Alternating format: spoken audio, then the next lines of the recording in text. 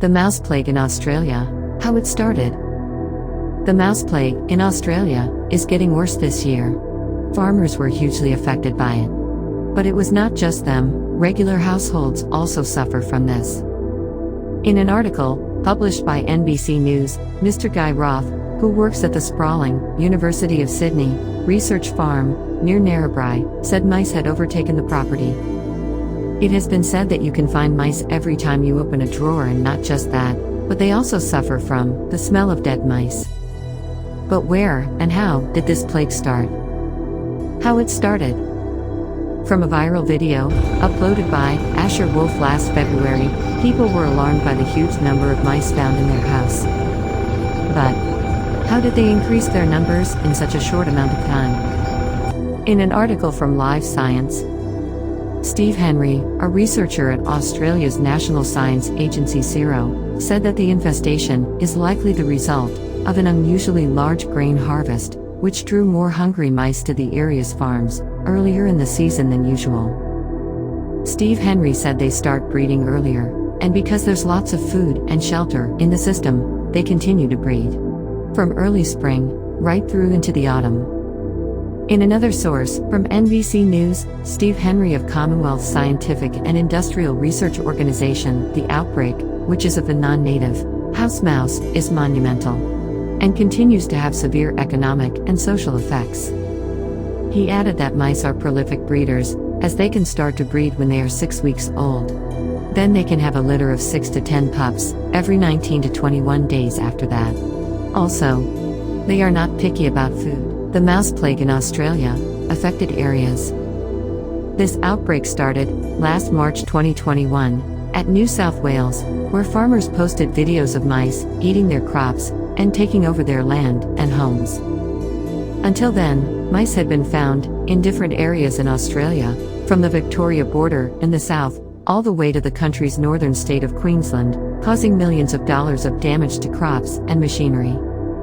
And according to a report from Sky News, it would hit Sydney by August. A report from CSIRO stated, mice will reach a peak in late autumn 2021, coincident with sowing of winter crops.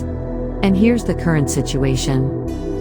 In Western Australia, mouse activity is moderate to high around Ravensthorpe. Mouse activity is low in Geraldton. In South Australia, mouse numbers are patchy with moderate mouse numbers in North Adelaide Plains, Yorke Peninsula and Western Eyre Peninsula, but low elsewhere. In Victoria, mouse abundance is moderate to high, but patchy. Mouse activity is highly variable, with moderate to high activity in the Wimmera and Southern Mallee. In New South Wales, mice are very high in parts of the Central West and Northern NSW in Moree and Liverpool Plains, but moderate to high elsewhere. Mouse activity is highly variable in Moree. Trap success was high at parks. In the Central West, mouse activity is highly variable. And in Queensland, mouse abundance and activity was moderate to high on the benchmark and rapid assessment sites across the Darling Downs and Goondiwindi. The mouse plague in Australia, solution. A lot of people have already established baiting and trapping in their lands and sprayed odor repellent. But it is still getting worse. Now, the government of New South Wales has extended a support package of $50 million to farmers to deal with a devastating mouse plague. To control the plague, the government has now authorized the use of an otherwise outlawed poison called bromadiolone. Aside from poisoning these mice, there are also other ways on how to prevent them from going inside your home. Superseal, Retroseal Domestic, Retroseal Rural, Combination Seal and House Seal can help you prevent critters and vermin from destroying your home. Products to prevent mice from destroying your home. Retroseal Superseal seals the sheeting profile gaps so that vermin are prevented from entering the shed through your sheeting's profile. Retroseal Domestic. If you don't have any vermin seal in your shed already, then this is designed for fitting to existing buildings. Keep everyone happy by keeping the critters out.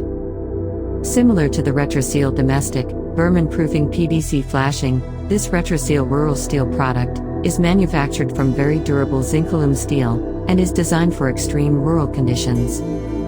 Combination Seal is a versatile mix of products where you can select the best version to do your retrofit vermin seal or ember sealing project. Retroseal house seal.